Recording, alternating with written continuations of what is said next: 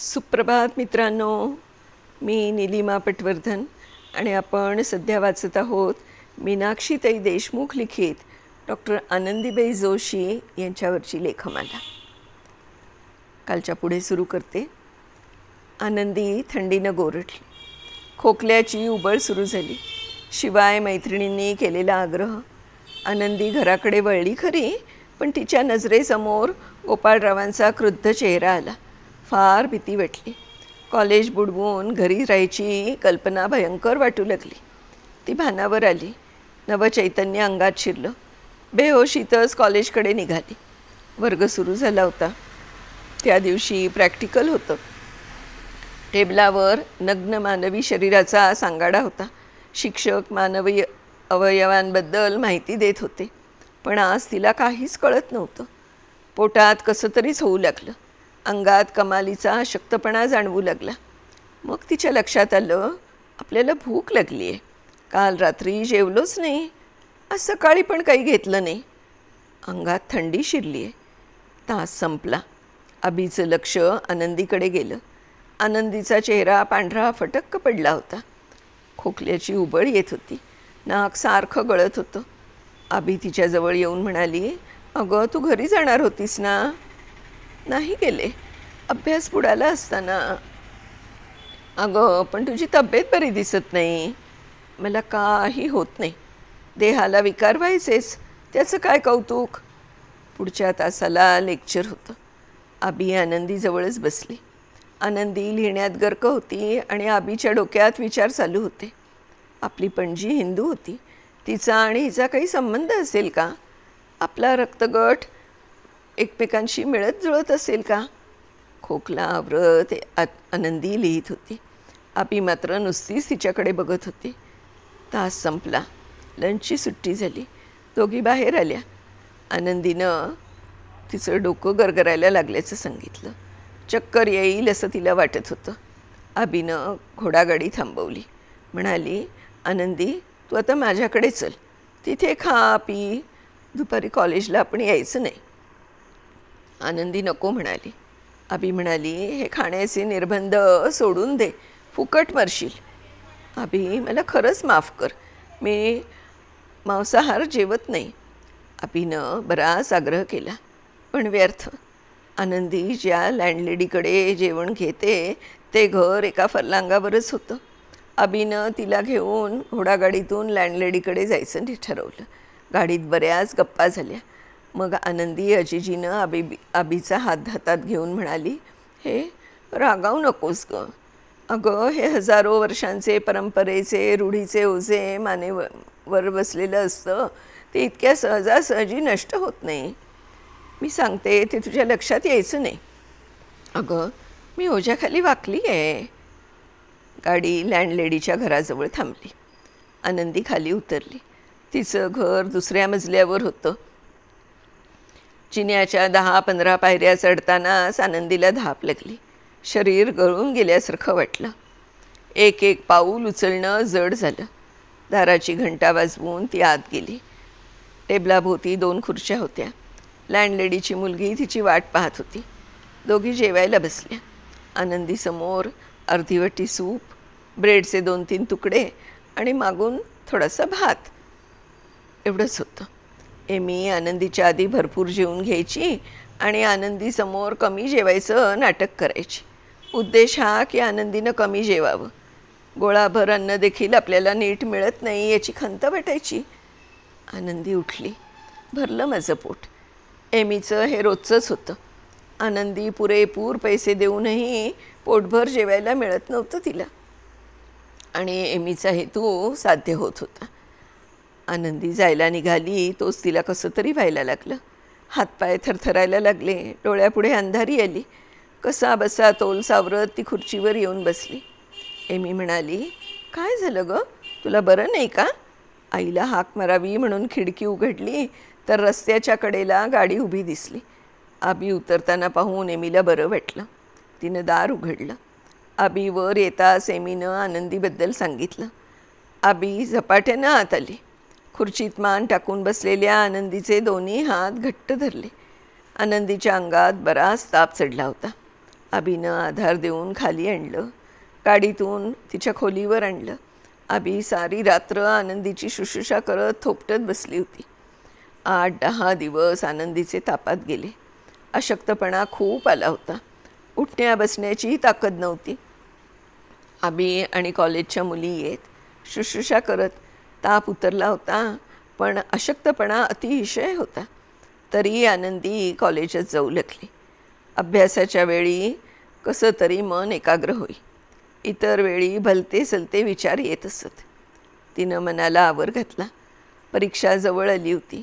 2 वर्ष पहिला नंबर सोडला नव्हता. हे शेवटचं वर्ष. याही वर्षी नंबर यायलाच हवा. आज कॉलेज नव्हतं. अभ्यासाला बसली. 1-1.5 तास अभ्यास छान झाला. मृत्यूचे, स्वतःच्या रोगाचे विचार पळवून लावले. तिला एकदम बरं वाटू लागलं.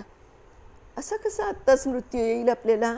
आता तर कुठं जीवनाला सुरुवात झाली आहे. मृत्यूसुद्धा इतका कठोर होईल का? गोपाळरावांनी इतके हाल सहन करून येतं पाठवलं. आपण इथे इतकी तपश्चर्या केली, यज्ञ सुरू केला, यज्ञकुंड पेटलं आहे, मंत्रघोष चालू आहे, फळ समोर आहे. एक उडी मारली की यश हाताला लागेल. डॉक्टर झाल्यावर हिंदुस्थानातील बायकांना उपयोग होईल, हिंदुस्थानला फायदा होईल. छे, काहीतरीच विचार. तिनं तयारी करून लायब्ररीत जाण्यासाठी ती बाहेर पडली. डोक्यात नवऱ्याचेच विचार चालू होते. गेल्या 20-25 दिवसात मृत्यूबरोबर लढाई केली होती. आजारानं शरीर खिळखिळं झालं होतं. दर आठवड्याला पत्र लिहावं अशी गोपाळरावांची सक्त ताकीद. गेल्या 3 आठवड्यात पत्र पाठवलंच गेलं नाही. स्वतःच्या आजाराबद्दल काहीच लिहिलं नव्हतं. कसं लिहिणार? ते तिकडे अगदी एकटे एकाकी आहेत. मित्रपरिवार, नातेवाईक नाहीत. हजारो मैल दूर असलेल्या बायकोबद्दल त्यांना कसं कळवावं? आज त्यांना पत्र लिहायचंच. लायब्ररीतून पुस्तक घेऊन घरी आली. दार उघडलं. एक जाडजूड लिफाफा दिसला. हिंदुस्थानातून गोपाळरावांचं पत्र आलं होतं. पत्र आल्याचा आनंद पहिला परिच्छेद वाचताच मावळला. खूप रडावंसं वाटत होतं. पत्र हाती घेऊन शून्यात दृष्टी लावली. पुन्हा पत्र हाती घेतलं. अक्षरावरून नजर फिरवली. काळी अक्षरं सुरीच्या पात्यासारखी लखलखत होती. 2 आठवड्यांपासून तुमचं पत्र नाही. तुमचं बरोबर आहे. आपण अमेरिकेत गेलेल्या, सुज्ञ डॉक्टर होऊ घातलेल्या. आम्ही अज्ञान. आम्हाला काय पत्र पाठवायचं? आपण तिकडे मजेत असाल ही खात्री आहे. तिकडे सर्वच गोष्टींना वाव आहे. रमाबाईंनी हे दाखवून दिलंच आहे. आपणही त्यांचा कित्ता गिरवालच. खोकल्याची एकदम उबळ आली. शरीर गरम झालं. का असं लिहितात? मनात नको ते विचार आले. या माणसाची बुद्धी, त्याची शरीराची, भावनेची कोणतीच भूक कधीच तृप्त झाली नाही. नेहमीच फकफकलेले. त्यांच्या अशांत मनातील सारखा तो लाभारस पाझरतच असतो. तो ते माझ्यावर ओकतात. कित्येक घरगुती गोष्टी लिहिल्या होत्या. ऑफिस, तेथील लोक, कल्याण, संगमनेरच्या माणसांनाही शिव्यांची लाखोली वाहिली होती. तिकडील बातम्या वाचून तिचं मन विषण्ण झालं.